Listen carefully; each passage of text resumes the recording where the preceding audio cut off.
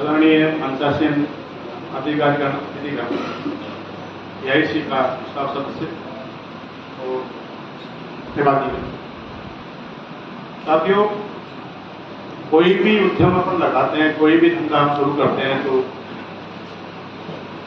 सबसे ज्यादा आवश्यकता पड़ती है बैंक की। बैंक की सहायता के बिना काटना बिड़ना भी नहीं पड़ता। कितना भी बड़ा उद्यमी हो उसको बैंक की आवश्यकता पड़ती है। और बैंक भी है दो तरह के, सरकारी बैंक हैं जो सरकार ने स्थापित किए, सरकार की उसमें हिस्सेदारी है, दूसरे प्राइवेट है। जहां तक सरकारी बैंकों का सवाल है, सरकारी बैंकों का मकसद ही रोजगार सृजन है। हमारा मुख्य जो मोटिव होता है, हमारा जो उद्देश्य होता है, हमारे दिमाग में जो चीज होती है वो ये है कि हम कितने लोगों को रोजगार दे पाएंगे। हमारी सफलता, हमारी खुद की जो बैंक की सफलता है या जो अधिकारी है उसकी सफलता इस पे निर्भर करती है, हम आप में से कितने लोगों को रोजगार दे पाएंगे। ये तो हमारी मंशा होगी, पर हम कितने लोगों को रोजगार दे पाते हैं। अधिकतर जगह लगता है वो बैंक वाले हैं जिन्होंने हमारी फाइल रोक दी, हमारी फाइल रिजेक्ट कर दी। मैं जहां तक बैंक की योजनाओं के बारे में है, बैंक में कोई भी उद्यम, किसी भी प्रकार का उद्यम जिससे आप लाभ कमा सकते हैं, पैसा पैदा कर सकते हैं, उसके लिए सारी स्कीम है A to Z। जहां तक बैंक की स्कीमों का सवाल है, कोई सा भी उद्यम हो जिससे आप पैसा अर्जित कर सकते हो, अवैध नहीं, अवैध वाला नहीं कहते कट्टे बनाने वाली फैक्ट्री खोल दी और उसके लिए बैंक फाइनेंस कर देगा, मारने वाला कट्टा, बंदूक वाला कट्टा, वैसा अवैध धंधा नहीं होना चाहिए। वैध जितने भी कारोबार है उनके लिए बैंक में स्कीम है। बैंक की स्कीमों में अगर देखें तो ये वाला जो कार्यशाला कृषि के लिए नहीं है, उद्यम के लिए है। उद्यम में है उत्पादन, प्रोसेसिंग, सेवा और व्यापार। ये चार चीजें हैं जिसमें ये जो अम्बेडकर वाली जो स्कीम हमारी निकाली है, और मेरे हिसाब से जो ये स्कीम निकाली, इससे बेहतर स्कीम कोई नहीं हो।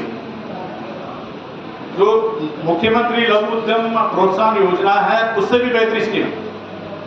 इसमें आपको कैपिटल सब्सिडी का भी प्रावधान है और ब्याज का भी प्रावधान, और ब्याज लगभग इतना आपको मिल जाता है, आपको केवल मूलधन ही वापस चुकाना बैंक को। आपके पास खुद का फंड है, 10% चाहिए।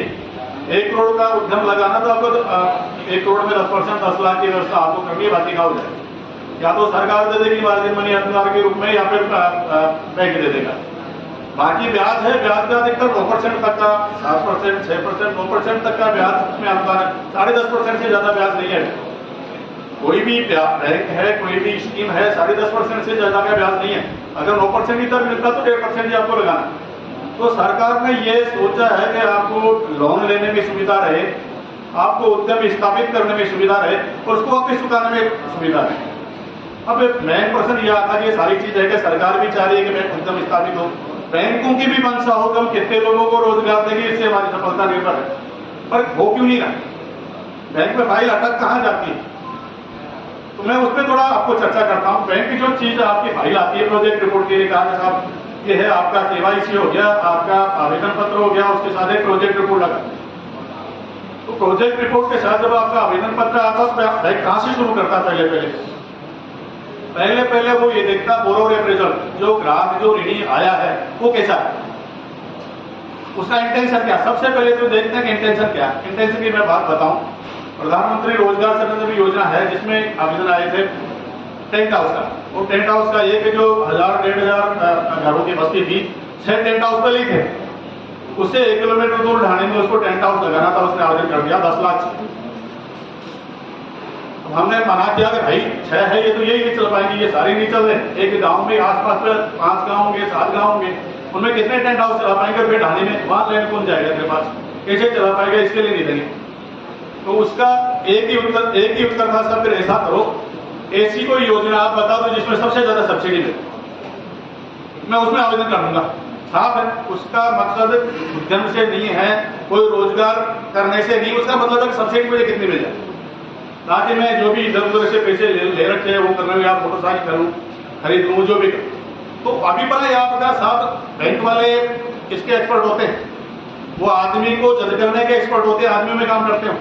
तो वो पहचान जाएंगे कि आपका इंटेंशन, एक्चुअल में इंटेंशन सब्सिडी लेना है पैसा लेके भग जाना है, क्योंकि इधर आपको कुछ देना ही नहीं है, सारा तो गवर्नमेंट दे रही है। और जब तक आदमी का खुद का पैसा इन्वॉल्व नहीं होता, ये 10% सब्सिडी क्यों रखी है, मार्जिन क्यों रखा, जब तक आपका उसमें कुछ लगा नहीं हो जेब से, तब तक आपको दर्द नहीं आएगा। सारा पैसा इधर दे दिया तो मेरा क्या गया, मैं क्यों चलाऊं, या फेल हो रहा तो होने दो ना, क्या फर्क पड़ेगा, मेरा कुछ चाहिए नहीं रहा, तो उद्यम चलेगा ही। तो आप लोग उस उद्यम को चला पाओ, आपका रुचि उसमें बनी रही, तो 10% आपके गांठ से लेते हैं कि 10 लाख लगा तो उसको लगेगा मेरा 10 लाख डूब जाएगा। तो सबसे पहला तो यह है कि इंटेंशन आपका क्या है, फिर आपका जो उद्यम जिस तरह का आप कर रहे हो उसकी चलाने की प्रबंध की क्षमता है, उसको आप चला पाओगे क्या।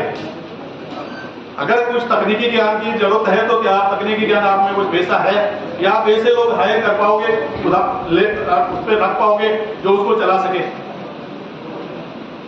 दूसरा यह कि आपका बैकग्राउंड क्या है, आपने पहले कहीं से भी लोन लिया, तो आजकल एक सिविल आता है, सिविल एक संस्था है जो ये करती है कि जितने भी बैंक और वित्तीय संस्थान है उनका डाटा इकट्ठा करती है, और इकट्ठा करके उसका जो रिपोर्ट बनती है वो बैंकों को उपलब्ध कराती है। उसमें 36 महीने का आता आंकड़ा, पिछले 36 महीने में आपने क्या किया, किस तरह से अपनी किस्तें चुकाई, हर महीने की किस्त को चुकाने में आपने कितने दिन का विलंब किया, वो आता है। आपने 30 दिन बाद में दी, 60 दिन बाद में दी, और 90 दिन के बाद में दी, तो आपका खाता डिफॉल्ट हो गया, आप डिफॉल्ट रहोगे। अगर आपने कोई भी किस्तें समय पे नहीं जमा कराई या जमा ही नहीं कराई, तो वो सिविल बोल जाएगी। कहीं से भी भारत में कहीं से भी आपने कोई फाइनेंस लिया हो, आपका आधार कार्ड डालेंगे, पैन कार्ड डालेंगे, आपका मतदाता पहचान पत्र डालेंगे, आपकी किस्तें आ जाएगी। तो वो बैंक निकालेगा, उसको लगेगा कि इसका बैकग्राउंड क्या है, ये आदमी ऐसा है कि लेके बकता है, इसको पैसे लेने में रुचि है, इधर से खा लो, उधर से खा लो, उधर से खा लो, पैसा ना दो, तो वो अपनी चलेगा। ये सिविल की सारी चीजें खत्म कर दी, वो सिविल निकालता है, उसमें लग गया, किसने पहले डिफॉल्ट किया, किसी का कहीं से लिया था पैसा, वो आज तक नहीं दिया, तो बैंक वाले पहले ही नमस्कार करते हैं कि भाई साहब आपको हम नहीं देते, कोई और जगह तलाश, और कोई बैंक नहीं देता। तो आपका जो बैकग्राउंड है वो तलाशता। आजकल वो सबसे महत्वपूर्ण बैकग्राउंड हो गया, भाई सबसे पहले बैंक देखता ही है सिविल, तो आपका बैकग्राउंड देख लिया 36 महीने, और 36 महीने नहीं, 36 महीने तो स्कोर होता 900 तक का, एक से लगा के 900 तक का स्कोर होता है, एक लिमिट है कि 600 650 से कम स्कोर है तो डिफॉल्ट रह कहीं कहीं, 500 आ गया, 400, तो निश्चित रूप से कहीं कहीं उसने लोन लिया, समय पे नहीं दिया, तो वो उसको साफ मना कर देंगे, भाई एक लिमिट बना रखी कि इससे नीचे का स्कोर है तो नहीं देगा। जितना ज्यादा अच्छा स्कोर होगा, इसका मतलब उसने पहले कहीं से भी लोन लिया, समय पे उसने चुकाया, तो पहले बैकग्राउंड चेक करता, ये हुआ तो यही खत्म हो जाता। दूसरा चीज देखता, अधिकतर जो फाइल है जो गवर्नमेंट स्पॉन्सर्ड प्रोग्राम की रद्द होती है, उसमें आता ये वाइबल नहीं, ये वाइबल वाला ये मूल मंत्र हो गया बैंक मोड़ा, तो वाइबल नहीं। ये वाइबल चीज क्या है, तो वाइबल मतलब लाभप्रद, आर्थिक रूप से, तकनीकी रूप से वो जो उद्यम को स्थापित कर रहा है वो चल पाएगा या नहीं चल पाएगा। आर्थिक रूप से वाइबल का मतलब ये है कि वो ब्याज, बैंक का ब्याज और किस्त चुकाने के बाद में क्या इतना पैसा उससे कमा पाएगा जिससे उसकी रुचि बनी रहे। वैकल्पिक रोजगार होता है, यदि आपका परिवार का खर्चा आपको लगता है कि मुझे 50,000 महीने का चाहिए, अगर उसको बैंक की किस्त और ब्याज भरने के बाद में 50,000 रुपये महीने का नहीं मिला, उसको लगता है 50,000 में तो टीचर की नौकरी आ जाएगी, मुझे 7,500 रुपये मिल जाएगा, तो मैं कहीं कंपटीशन दूंगा 7,500 50,000 या प्राइवेट में कहीं भी, मेरी टेक्निकल मेरे पास ग्राउंड है, मेरे पास सर्टिफिकेट है, तो मैं कहीं भी अगर किसी उद्योग फैक्ट्री में काम करूंगा वो मुझे 60-70,000 रुपये दे देगा।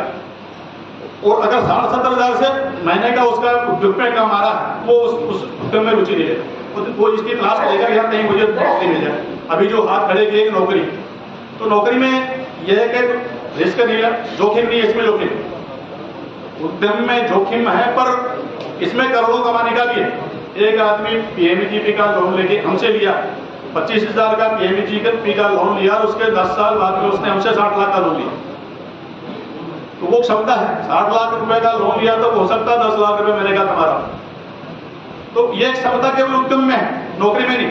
नौकरी में है कि आपको 50,000 60,000 का आप उसी में सारी गृहस्थी करनी पड़ेगी, आप सपने नहीं देख सकते, आपको अपना परिवार उसी में चलाना पड़ेगा, सब कुछ करना, अपना बच्चों की शादी करना, बच्चों को पढ़ाना, वो 4,500 सीमा होगी आपकी, पर इसमें कोई सीमा नहीं, उद्यम में कोई सीमा नहीं। पर उद्यम में आपका इंटेंशन, आपका अभिप्राय होना चाहिए कि मुझे आगे बढ़ना ही है, इस उद्यम को करना है। दूसरा, आपका जो उसको स्टडी होनी चाहिए उसके बारे में, प्रोजेक्ट रिपोर्ट। दूसरा हम ये देखते हैं कि प्रोजेक्ट रिपोर्ट में से पूछते हैं भाई साहब ये आप ये मशीनरी कहाँ से खरीद रहे हो, या फिर ये माल बेचोगे कहाँ। 2-4 बार प्रश्न पूछेंगे तो हमें लग जाएगा कि इसने 10,000 रुपये देखे, 5,000 देखे, या किसी DIC से ये प्रोजेक्ट रिपोर्ट बनाई, इसको कुछ पता नहीं, इसको मतलब ही नहीं है कि मुझे करना क्या है। तो ये आपका बोरोवर अप्रोचल के बाद में जो प्रोजेक्ट में आर्थिक लाभप्रदता भी ये हो गया कि आप इतना कमा पाओगे कि नहीं कमा पाओगे। अगर आप लग रहा कि ये व्यक्ति किस्तें ही नहीं दे पाएगा, इतनी अर्निंग नहीं होगी कि बैंक किस्तें नहीं दे, तो हमारा रिजेक्ट हो जाएगा। दूसरा है टेक्निकल वाइबल। टेक्निकल का मतलब मैं 2 चीजें आती है, forward linkage, backward linkage. Backward linkage में क्या है उसका मैं उदाहरण दो बैकवर्ड लिंकेज, जिससे आप समझोगे कि हमने एक मास्टर जी थे, रिटायर हो गए, उनको 30 लाख रुपए मिला रिटायरमेंट में पैसा। उनको लगा यार मैं 20,000, 25,000, 30,000 की नौकरी में पूरी जिंदगी कमा दी, अब मुझे उद्यमी में बनना है। उसने क्रेशर मशीन का बैंक में आवेदन कर दिया, उसको 60 लाख चाहिए, 30 लाख वो लगा रहा था कि उसको रिटायरमेंट में पैसे मिले थे, 30 लाख बैंक से लेना था। बैंक को लगा यार आधा पैसा ये लगा रहा, हम तो मार्जिन मांगते हैं 25%, ये 50% दे रहा, तो इसकी रुचि है। खुद का पैसा वही लगाता है जिसको लगता है कि मैं इस उद्यम में सफलतापूर्वक में आगे बढ़ जाऊंगा। पर हुआ क्या कि उसने जहां पर वो उद्यम स्थापित किया, क्रेशर मशीन लगा रहा था, तो जहां किया वहां से बिजली की जो लाइन थी 3 किलोमीटर दूर थी। बैंक ने पूछा वैसा बिजली का, तो सब मैंने बिजली में लगा दिया भाई, और मेरे है जान पहचान अच्छी, मेरा बिजली का आ जाएगा, हो जाएगा कनेक्शन। बैंक ने फाइनेंस कर दिया, मशीनरी आ गई, मशीनरी लग गई। और जब बिजली में एक्चुअल में जब जाके देखा तो ये को 3 किलोमीटर का जो वहां तक आने की लाइन का और उसकी जो खर्चा सारा वो मना कर दिया उसने बिजली विभाग ने। एक सिंगल लाइन आपके लिए हम नहीं देंगे, यहाँ जो 3 किलोमीटर की जो लाइन का सारे खंभे का और लाइन का खर्चा वो सर आपको देना पड़ता है, और उसकी व्यवस्था वो करनी पाया, सारा उधर खप गया पैसा। वो प्रोजेक्ट चलाई, एक भी दिन नहीं चला। तो बैकवर्ड लिंकेज में हम ये देखते हैं कि क्या वहां पर अगर बिजली चाहिए, गांव में वो लगा रहा है, और गांव में क्या रात को बिजली आती है, दिन में बिजली आती है, लेबर लगा लिए उसने, 10 उद्योग खोल दिया, दिन में बिजली आती नहीं है, रात को 2 घंटे आती है, उद्यम चलेगा नहीं क्योंकि मूलभूत आवश्यकता उसकी बिजली है। तो बैकवर्ड लिंकेज ये है। बैकवर्ड लिंकेज में पानी की चाहिए, जिसको उद्यम में पानी चाहिए, पानी है क्या, या कच्चा माल चाहिए, कच्चा माल वहां है, वहां से 50-100 किलोमीटर दूर है। कच्चा माल यदि भारी है तो कच्चा माल के आसपास में ही फैक्ट्री लगती है, तो कच्चा माल उसको क्या मिल जाएगा तो कितनी दूरी से उसको यहाँ लाने में खर्चा इतना लग जाएगा तो आगे फिर सारी उसकी गणित बिगड़ जाएगी। तो कच्चा माल वहां पर उपलब्ध है क्या, या फिर उसको मशीनरी को चलाने के लिए, उस उत्पादन के लिए अगर कोई लेबर चाहिए, उस लेबर की उपलब्धता वहां है क्या। अगर आपको जहां पर आप लगा रहे हो जो जगह आपको चाहिए, जगह उतनी है क्या, आप मशीनरी लगा दी और आप जो पक्का माल बनाओगे, कच्चा माल स्टोर करोगे, क्या उतनी जगह उसके पास है क्या। आज की नहीं, आज के 10 साल में 15 साल तक आवश्यकता जितना उसके पास जगह है क्या। ये सारी चीजें आपने देख ली। उसके बाद में फॉरवर्ड लिंकेज, सबसे बड़ी समस्या ये है कि आप उत्पादन कर दोगे, आपके पास सारी चीजें, आपने माल बना दिया, ढेर लग गया, पर उसको बेचोगे कहाँ, ये फॉरवर्ड लिंकेज। आगे का आपने हिसाब लगाया कि नहीं लगाया, आपने ढेर तो लगा दिया पर बिका ही नहीं माल, या आपने माल बनाया वो इस स्टैंडर्ड का नहीं था कि कोई ले ही नहीं उसको। तो ये आपका बैकग्राउंड जितना स्ट्रॉन्ग होगा, आप लोग इसकी एक्सरसाइज जितना अच्छा करोगे, आपका उद्यम को स्थापित होने की, बैंक का लोन मिलने की, उसको आगे चलने की संभावना उतनी ज्यादा अच्छी हो। और आपने सब लोग प्रोजेक्ट रिपोर्ट लगा दी उसके साथ बना के, और आपने देखा ही नहीं कि क्या मामला होना क्या नहीं होना, और बैंक से पास करा लिया तो एक दिन ये हो गया कि माल पड़ा, सब कोई खरीदने वाला नहीं। शर्मा जी 1 मिनट, शर्मा जी मैं आपसे रिक्वेस्ट करता हूँ कि जो बैंक की फॉर्मेलिटी लोन लेने में क्या क्या होगी वो बताओ। बैंक की फॉर्मेलिटी में ये यही है कि आपका KYC आपके चाहिए, आपका आधार कार्ड है, पैन कार्ड है, आपका मतदाता पहचान पत्र है, आप कहाँ रहते हैं उसका वाला वो चाहिए, आपकी फोटो चाहिए, आपका जो प्रोजेक्ट रिपोर्ट है वो आएगी, आप जिस जगह लगा रहे हैं उस जगह के कागजात चाहिए, लैंड जो जमीन है, जिस जमीन पे आप लगाना चाह रहे हो उसके कागजात हमें चाहिए।